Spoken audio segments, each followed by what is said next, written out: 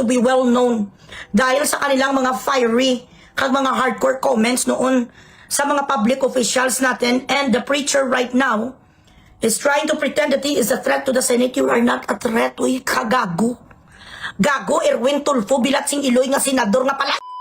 Pedophilia! Pedophilia ka 16 lang palang yun di po si Vanessa Era. Ikaw ambisyosa kang kwan ka. Kaplog. Alpot ka na discover sa kanusang modeling. Nag-aaral ka pa lang noon, nag-part-time kasi Pegasus. Doon ka nakita sang alpot nga si Erwin nga patot man nga gago nga senador. Why am I making him as my content? Why is my content for several days? Because he is somebody who could not be trusted. He've been a fraudster, dalawa sila ni Rafi Tulfo, mga ambisyoso. Ang Bilatsing Iloy ko ng kanilang kapatid pa nga si Ben Bitag. Sila daw ay mga putok sa buho. Hindi pala na sila good nga magkakapatid. Sila ni, tawag yan kay Montulfo Gurang. Hello, Daddy Ben. How are you, Dad? Bakit grabe ang pagnanakaw ng magkapatid na mga Tulfo sa kaban ng bayan? Bakit sila nakakuha at tumanggap sila ng mga halos 150 million to 200 million? Bakit ang mga bagels ng kirida ni Erwin nga si Vanessa Era na ang anak nag-aaral sa Lasal, 230,000 ang kanyang tuition kada taon? Sa sahod mo bilang senador, paano mo napapalamon ang ganito karaming Bilatsing Iloy nga pamilya? Ipakita ko talaga bakit pera namin ang ginagastos mo dito eh. Sa kamay ng Diyos ka na naman kumuha ng franchise mo. Sa Kenny Rogers kaging pangalan mo lang sa kaplog nga si Vanessa Proud Kabet. Ito talagang hindi ko maubos maisip ni sa mga yudita kwan. Proud Kabet ang yudita yan nung ginapasikat mo. Ha, Vanessa? Alam na nila ha, nga may mga asawa ni ang mga lalaking ito, mga Bilatsing Iloy. Ayun. Ito talagang mga babae, alam na nila ha, nga may mga asawa. Ang mga ginakabitan sa mga Bilatsing Iloy, pero kabit ng kabit pa rin sila dahil sa pera. Sa kay Rosalinda Jan Era, nga nanay, sang alpot nga si Vanessa, hindi ta na kaya pagbigyan ngayon sa mga secret, I have a secret na i-conceal ko pa. Ang pangalan mo hindi, sasabihin ko na. Buong pamilya mo nga taga Bicol, dito ngayon makikita nila sa tariray ang kanilang pagmumuka. Bakit? Pera namin yan eh. Pera namin ng taong bayan ang ginapalamon ka ginapahambog sa inyo sa Bilatsing Iloy nga pedophilia nga gago mo nga kirido. Kawawa sa mga asawa no. Ang asawa, may si Rosalina, pagigali na Rizalina Aquino. Akala ko si Karen Padilla lang, si Karen Padilla pala. Si Karen Padilla pala muna, tapos naghiwalay. Tapos may si Rosalina Aquino. Grabe ka patay gutom ning mali ning 2.7 inches man no. 2.7 inches daw ni Erwin eh. Totoo naman yan. Sinungaling ka na sa Amerika, hindi puta ka, hanggang sa Pilipinas, dinala mo pagkasinungaling mo. Hayop ka. Nakita ko sa Reddit, may nag-send sa akin ng link, Unli cocaine, ginapagano nila ang mga babae. Para kahit anong hindi agad-agad mapagod, ganito sila nag-abuse sila ng women. So dapat I am calling all the Gabriela Silang of the Philippines. You have to investigate this because this is a form of human trafficking. Namimiyasa kayo, pati kayo mga Bilatsing Iloy nyo, binipisyari kayo ng pera ng bayan. Bakit hindi ko kayo isa-shoutout dito? Yuta nyo eh. Dapat lahat na nakikinabang ng pera ng Pilipinas i-shout out at pakita ang pagmumukha sa mga Bilatsing Iloy. Putang ina nyo. Tapos ngayon nagalidir-lidiran, dumapatay si Erwin Sylvester. Nga piki ang identity sa Amerika. Ginabarakade niya, ginastapya lahat. Ginagawa sa mga na nga hindi matuloy ang Blue Ribbon Committee. Why? You di pala nga datong ang nakuha sa mga hayop. Paano naman hindi sila magnakaw Bilatsing Iloy? Isa ka batalyon ang pinapalamo ni Erwin. Si Karen, ang kasama ni Erwin sa ABS-CBN reporter. Kaluluoy, wala na sila. Tapos may si Rizalina Pagid. Tapos, sino pag ito? Si Jocelyn pala, yung kay Rafi Tulfo, confuse ko. Nag-confuse ko sa mga patayhuya ni nga magkapatid.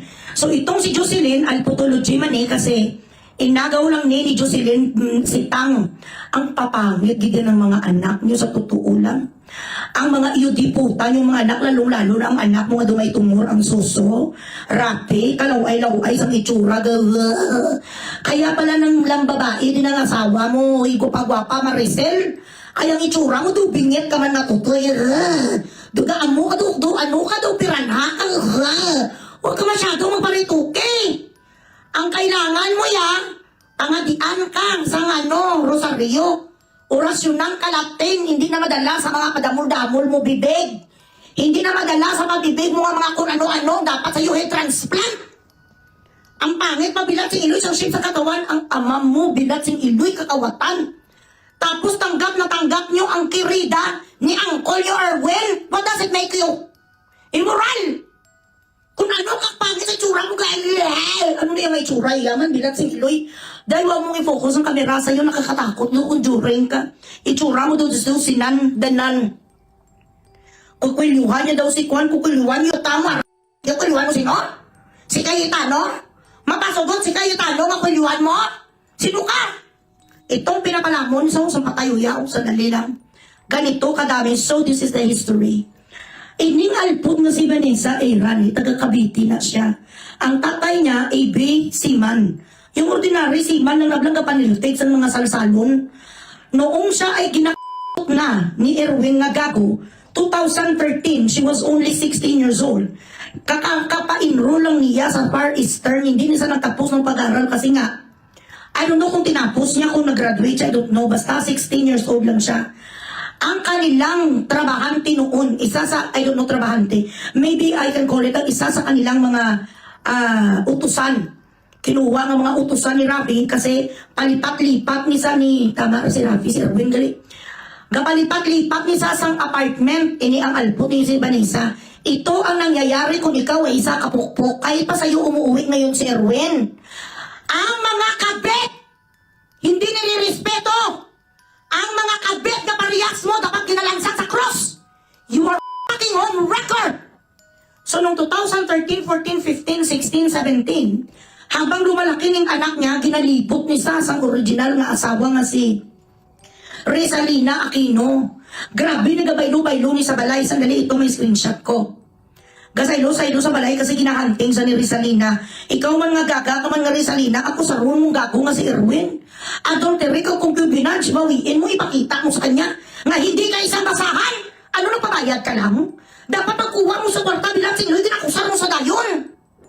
Nagapanamit ang bigaon nga si Vanessa bilang sing iloy Hermes, Chanel, Dior, Gucci. Nakabutas mong yung mga hunter nga malahalon.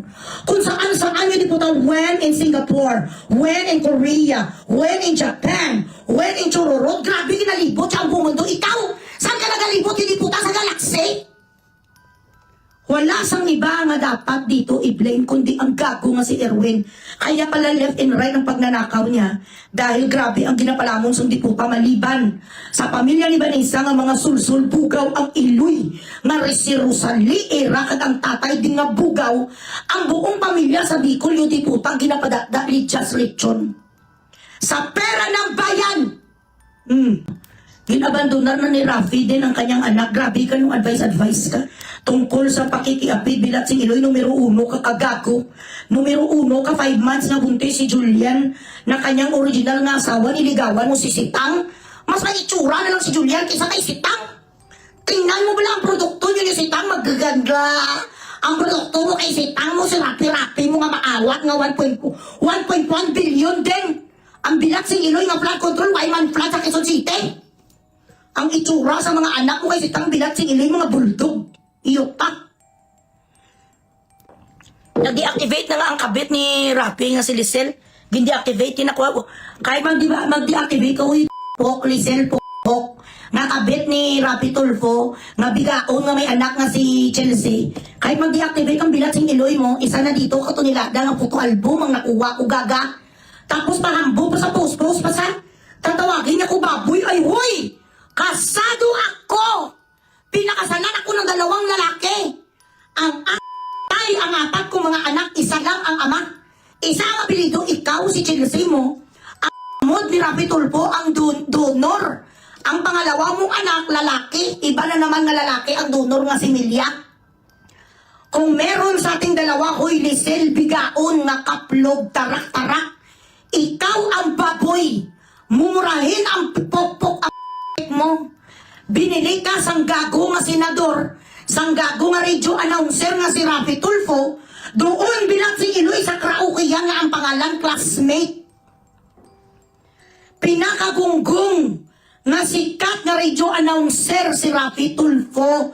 Ngayon ipatulfo mo ko! I-picture mo ko dyan sa wanted sa radyo mo, Rafi!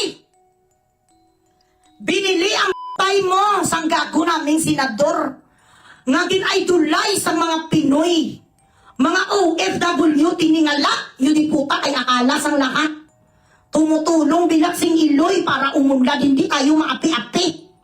Yung pala, hindi natin na-realize na ang kaniyang stasyon pala, gapadami na sa gapadami Diyos, tapos nagapakasasa ang iyo putaya sa mga Diyos, tapos ginapalamon sa mga alputology.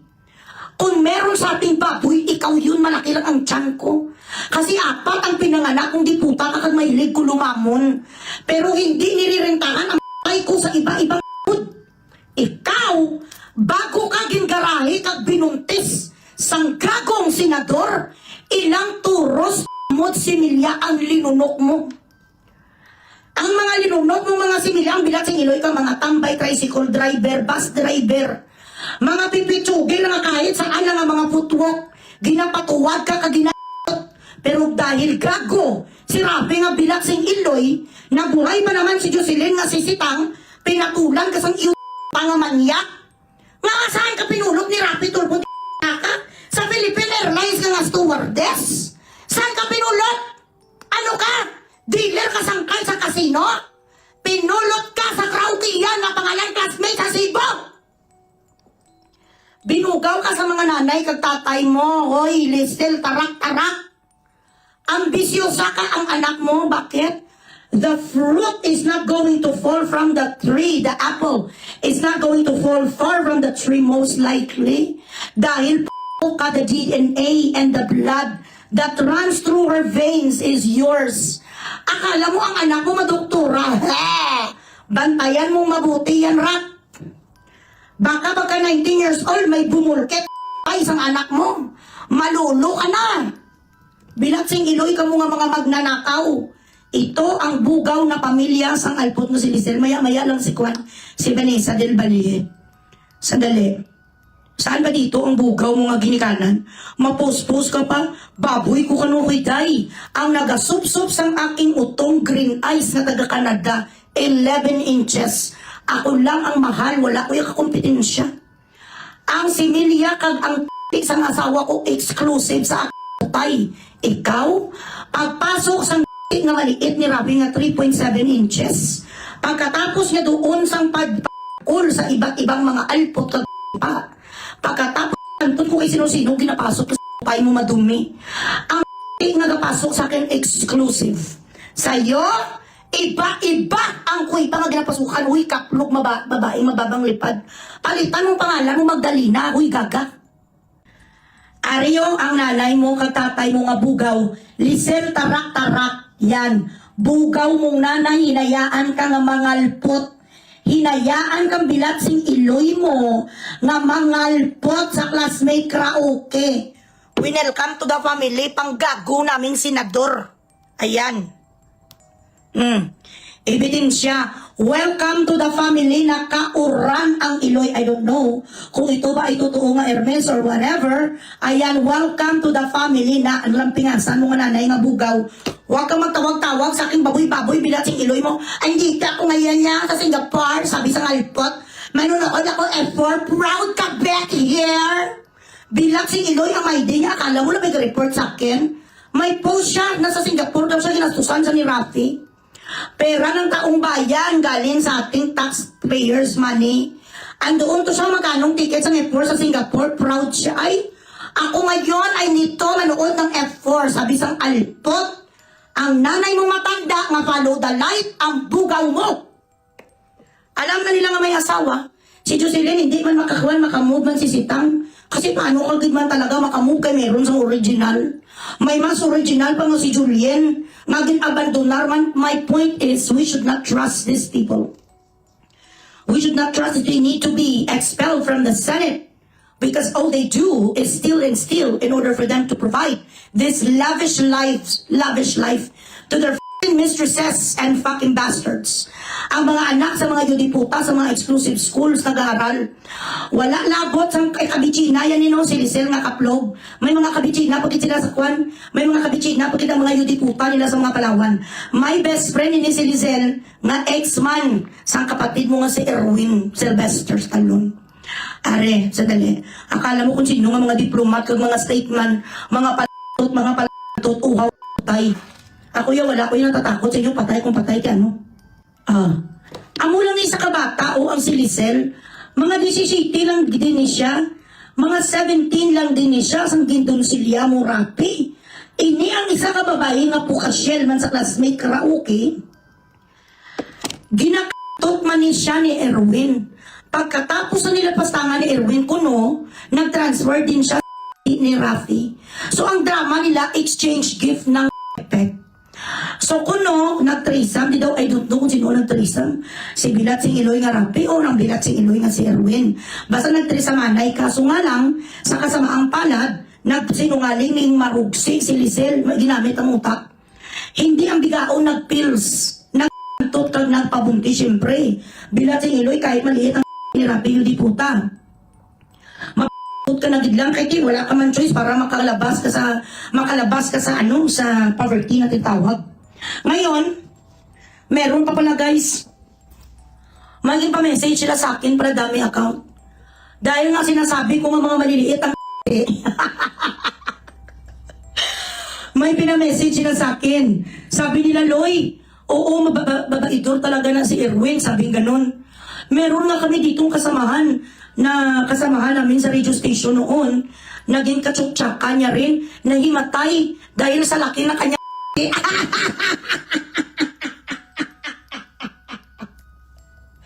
Defensive! Judgy, hindi ka pwede magsinungaling, may nahimatay sa tarugo mo. Dahil ang itong gagang kwan, ang gagang ng mga bukasyon, lalong-lalo na si Kimchi, nga taga-kwan o Erwin, si Kimchi nga taga-Palawan, tuwing yung ginarahe mo bala, ang ginkwan mo na bala, ang ginsulo mo na, nga taga-Palawan mo nga kabet, ginapicturan yung iti mo. Tapos, ginapadala niya rin sa kapwa niya the walk. So, ayan, nakaabot sa huwag ka magbinutig bala. Para lang, may conditioning nila si Bugres, may naimatay to sa kanya. Wow, grabe, baka naimatay sa amoy. Baka naimatay sa amoy ng bunganga mo. Sabi ko, really? Malaki yung sige, may evidence, be. Kasi ako may evidence ko dito ng niya lipstick. Ichichila sa ro nyo ko, ay hindi nyo ko machichila sa ro sa mga ganung bagay, guys. Excuse me. Bilang si Iloy ng mga dramatization nila sa akin, nakala nila sa akin, wala lang. Nag-exchange game ang magkapatid sa mabuti sana naman ako mga disinting mga babae, at least mga commerce, sana commerce graduate, mga banker, mga ganon. At least hindi ba nagchipipay? Makuha na lang kayo diputas ang kabit nyo. Kalagkarin pa mga talagang prostitute tuwatsi. Hindi kayo nagasuka nga ang kalipay, may nana. Diyos ko Lord. Lipstick lang, sabi ko sige, sendan mo ko isang ebidensya, sabi, kung talagang nakakahimatay ang kanyang ambisyoso ang Bilat Sing Iloy. Anyway, now, ito ang si Erwin. Si Vanessa, ito estudyante lang sa Far Eastern noon, kagagraduate, high school. Di ba nung mga panahon na yun, wala pa tayo sa mga 11th grade, tsaka 12th grade, 10th grade pa lang. So kung mag-graduate ng high school, ang isang babae at the age of 16, nag-field trip ito sa TV5. Nakita niya isang tot na gago, nga kasado, sa kay Rizalina Aquino, ang kanyang asawa that time. Iwalay na siya kay Karen Padilla. Itong si Erwin. Pinurso niya ang babaeng ito. Dahil patay gutom din, ang mga squatter din ng pamilya nito ni Vanessa, nag-okay ang nanay. Ayan o. Si Rosalinda. Itong kwento sa akin. Ayan. Pak na pak ka talaga, madam. Ikaw na push mo yan, andito lang kami. Na-imagine ko na mukha niya ni Vanessa Era ngayon, galit na galit. Na yun lalot na pinupost, na i-post public as escabeche. Pagkakwento ni Ma'am Rosalinda Era sa amin, nag-aaral pa daw yan si Bane nung nakuha ni Erwin. At yes, minor pa siya. At that time, dinaan sa pera. Ikaw ba naman kadamit sa Japanese restaurant, ibandol-bandol? Ang pera na binibigay ni Sir Erwin, saksi ako niyan dahil hindi ko lang sabihin sa inyo kung ano ang kanyang designation sa pamilya ng mga Era. Okay? Hindi ko lang sabihin to protect her identity. So, mismo nanggaling sa ina. And ang nakuha ko nga birth certificate, guys, ang kopya sa birth certificate, kahapos na lang naman ngayon, magkuha sa mga birth certificate sa mga ospital, sa dami ng mga tao, everything is digital. Birth certificate ng bata, ng kanyang anak sa Lasal. Nandoon ang record ng ina. So kung 30 ngayon, itong si Vanessa, kadang anak nila 13 nga si Ervan, ilang taon siya ng anak? 17. So kung 17 sa ng anak, ilang taon sa binulket ni Erwin? 16. Kaya siguro, sa kanya na lang ito umuwi si Erwin, baka ginabalackmail siya, na kapag hindi ka sa akin umuwi, kakasuhan ka sa statutory rape or abuse of minor. Madaming ikakaso sa kanya kasi 16 lang. Corruption of minor, that's a big case. So siguro, napilitan na niya nga doon na siya hanggang ngayon lahat binibigay niya sa demanding na kaplog. So ngayon, according sa school records ng kanyang anak ni Erwin, kag sa birth certificate, noon, grabe ka mo magpinambugre sa mga tao kahit walang kasalanan, bilating iloy nyo. Noong daw, nung hindi pa, wala pa maleta, ang mga bag niya daw, mga Michael Kors lang. Ang mga bag niya daw papunta sa school ng anak niya, mga mumurahin lang, Michael Kors, mga guest. Nasang namalita ng Bilatsing Iloy, 2022, Bilatsing Iloy, Hermes, Chanel, Gucci.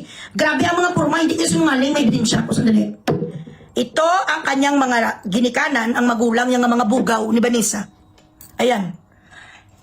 The beneficiary of the people's taxpayers' money. The taxpayers' money of the Filipino people. Ito si Rosalie, kag itong tataya. Ayan sa bata-bata. Bata pa talaga siya at may itsura. Kung tutuusin. So, I do not understand. This is what's going on in our country. Here comes a man with money from illegal activities. They try to take advantage of the situation of a certain girl who has, who possesses some looks, who's pretty but poor. And what do you do when you are poor? You want to get out of that fucking situation, correct? You do not want to stay in that situation. So even, ikaw na nanay ka, ayaw mo man ibugaw ang anak mo, kapag ginahungit ka na, ginatungol ka na sa limpak-limpak na salapi, wala ka na sa magawa kundi i-accept. Dahil na ambisyosa kayo eh. So, morality does not matter anymore. It doesn't matter anymore na 16 pa lang ang anak nila. Siguro kami menstruation lang. Preska ang kanilang anak Bilatsing Iloy nung iniyot ni Erwin na may asawa that time. Na may nag-exist na ng mga anak. Putang ina, halos kaidaran na lang ng panganay mong anak, Erwin. Ikaw, Rosalie. Di ngayon, may magagawa ka na iiskandalo ang pamilya niyo. Dahil sa pagkapatay gutom mo sa pera, yun di puta mansyon ng bahay sa Cavite, guys. Sa pera natin, ha? Dahil kung hindi ka magnanakaw, Erwin, wala ka dapat ngayon binubugres. Sa pinapakita mong actuations ngayon, trying to block, trying to eradicate Cayetano as the Senate President, it simply shows that you are that frightened na ma-open ang iyong red diaries. Tama si Peter Cayetano. When you had a debate, when you were throwing shit at each other sa plenary, bakit? Natatakot ka ba na ma-mention ang pangalan mo sa Blue Ribbon Committee sa Flood Control? Totoo yun ang sabi ni SP. Ang legit nating SP.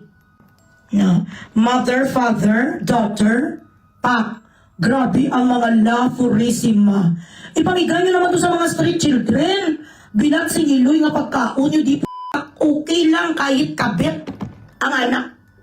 Ako siguro nung may 16 years old ko na anak, bilat sing iloy maganda, may future. Pwede maging desenting babae, makapag-asawa ng mga single talaga, maging doktora, maging nurse, maging banker someday. Ina, kung alam ko maging dunsilya sang lalaki nga 40 years old that time. 40 plus ka na, hoy! Epstein ng Pilipinas! Si Epstein ka, kayo magkapatid. Epstein 1 and Epstein 2.0 ang Epstein 3.0. Kung 16 lang ang anak ko, kag ninong silya, ang bilat sing iloy na eh. Puta. Magkamatayan kami, ilusok, o kitsaya di puta sa karsel. Nag-aaral yung di puta ang anak ko. Kumakayod ako sa laot. Para mabigyan ko ng future ng anak ko, taputin mo lang, binuntis mo lang. 16 years old, Erwin. Ganito siya, ka-law bender. Kaya nga may dialogue siya, di ba? So, na sometimes we need to bend the law. Kaya pala may mga hugot ang gago. Mr. Chairman, that sometimes you have to bend the law to be able to please the people. Hello? Mas mataas po ang taong bayan sa batas. Am I right, Secretary Remulla? Yes, sir. Who the told you na mas mataas ang tao kaysa sa konstitusyon? Gago! Nobody is above the law regardless of the position that you hold. Presidente, judge, brigadier general, walang mas mataas sa law. Sometimes you have to bend the law. Am I right, Secretary Remulla? Sinagot din siya sang gago mga pugita, ang malman nga ang curious ang bilang sing iloy ni nga gago-gago pang adik. Alam mo na Remulla nga mali sa pasakay ka man. Nag-ride-on man ang wala dignidad nga gago-gago nga negro. Nag-intuanay ang mga bilang sing iloy nga mga maliliit. Sometimes we have to bend the law to please people. Because people ay mas mataas kesa sa law ay above. Saan ka nag-aral ina mo? Hoy, bilang sing iloy ka? Saan ka nag-aral gago? Sa Universidad ni Batman? Mind conditioning, grooming, trying to educate people that does not know shit. Itong ginagamit nila ng mind conditioning sa mga mangmang, people who did not go to school. People that doesn't know the law. Saan ka nakakita pinati iloy palagi kanina gina-black eyes, no one is above the law. Kahit ano ka pa presidente, ka pa yun puta, ikaw pa ang misaya. Misaya of the Philippines. When you commit a crime, you commit a crime. Sometimes with the law, yun pala, even ng law. Kay may tot siya na 16 anyos 13 years ago. 13 years ago, may k***t ka nga minor. Oh, bakit hindi mo ma-post yan? Mahal mo. Hindi mo ma-post. Bakit hindi mo makilala? Bakit hindi ka proud na meron ka na dun silya na 16? Na merong nanganak na teenager? 40 taon ka na baka? Malaang ka na nung kinain mo ang 16 anyos! Ikaw, Rosalie, ina ka nga klase sang nanay. Rosalie Ira, sang Cavite. Where is your conscience? Buhay mo kang pera. Ambisyusang madyungira manugtong its. Ibininta mo ang nga preska sang anak mo 16 years old. Para lang mapinturahan ina ka ang inyong kisame. Kung pinagtapos mo sana ito, maganda naman baka piluto din ang napangasawa. Baka nakapagtapos rin isang degree. Kaya hanggang kailan maging kapit ang anak mo, Rosalie? Kahit hindi malang mansyon ang bahay mo sana, no? Amat-amat lang hanggang maka-abroad ang anak mo, total may itsura, may talino. Mas pinili mong bilat sing iloy kung magtapik sa pamilyang may mababantot na apelido. Oo, tigulang na saya manong 60 years old ka na. So ganito ang kalidad mo, Erwin. Kaya huwag ka dyan mag-isprekitik. Mag-akala mo sundi puta ka sa Kristan ka sa Vatican. And also, moreover, you weren't born Filipino. You were not born a Filipino citizen. This is according to the records of a statistics office. You were born in the States. You are not a naturally born Filipino. So you are not supposed to be senator. Kung merong illegal dyan sa Senate building, walang iba kundi ikaw, hindi si Cayetano. Kung meron nagapiki-pikian sa kanyang natural born citizen ng Pilipinas, ikaw yon.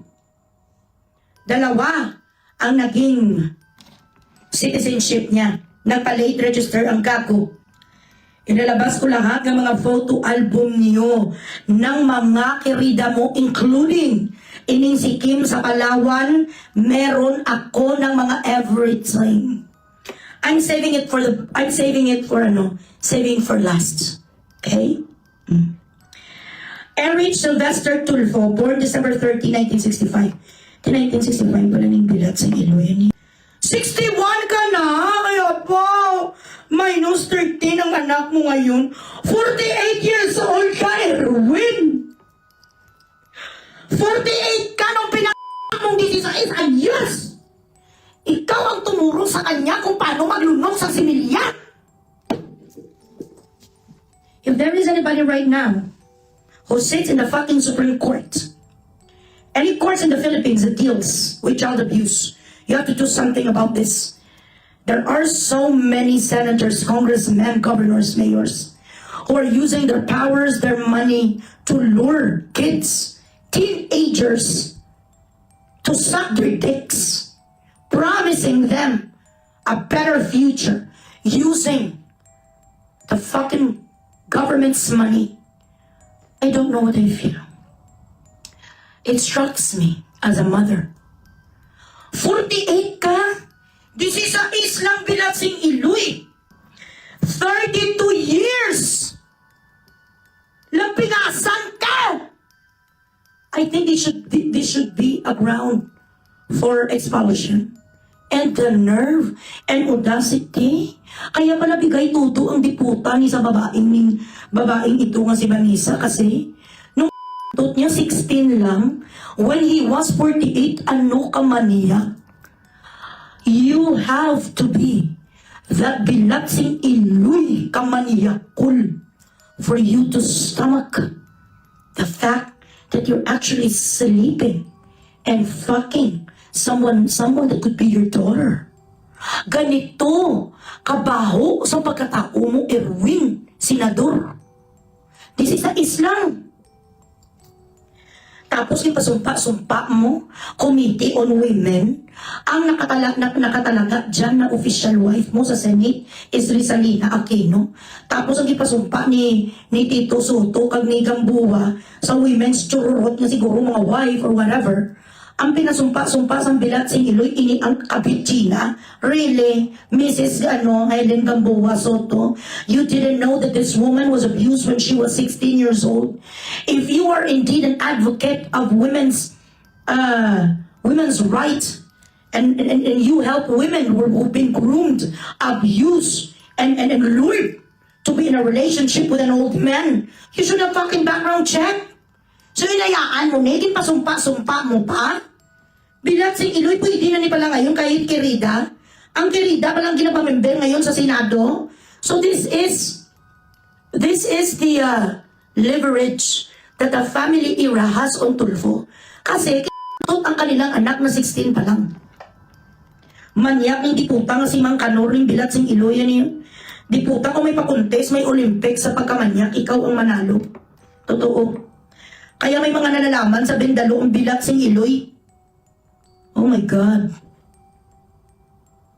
Ikaw ba ni sa alpot ka man o ambisyosa ka man nga buki? Kung nag-travel ka gaga, huwag ka magsuot bilang si Iloy isang plugs. Kahit pa na may brand sa nag-travel kayo di po, pagka-clugs ka, kamango, sino, kurtina, pang mga damit. Ayan na, 61 na sa ito, di pa sumpa-sumpa sa mga diputa nila. Ayan. Ara si Soto nga gago, kagang asawa, yaman nga martir. Tapos ari ang kabit, ang malaking paa. Ayan. Beautiful nga bata, no? Sayang. Diyos ko. Nilagay siya sa Committee on Women. What are you going to teach women? How to become a mistress? What are you going to teach women? How to sleep with grandfather? How to sleep with a grandpa? Ay, Diyos ko, Lord Jesus. Ganito kabulok ang sistema ng Pilipinas, guys. So for you to pretend, Mr. Tulfo, that you are someone with moral ascendancy, it's not gonna work anymore. For you to call people, your colleagues in Senate, that they are fake, no. If there is one person who should be addressed as fake, it is you. You're not a naturally born Filipino citizen. Meron ka rin sang isa ka-dokumento, born 3 years earlier in Leyte, August 10, 1963, bearer of Philippine passport. So ngayon, explain mo na bakit marami kasang passports. Explain mo bakit marami ka citizenship. Grabe sa no? Tapos, ina ka, kung makasigaw-sigaw ang yudipota, yung bilat sing ilay. Dumakala mo naman sa si Jesus Christ na bumaba sa langit. Hindi kasi Moses! 16 years old, 48 anyos ka that time. Hindi ka mo naghintay 2 taon, putang ina mo. 13 ang anak nila. Nanganak ang bata, 17 years old. Imagine that. Kung ako siguro, depressed kung ako ng nanay. Kasuhan ko talaga siya, siguro ito orason. Kung bakit buong angkan sa babae ng mga taga-Bicol ginabalamon niya. Diyan niya ginabundak ang lahat ng mga ninakaw. Kaya tikinkwan niya mo sa Chatori.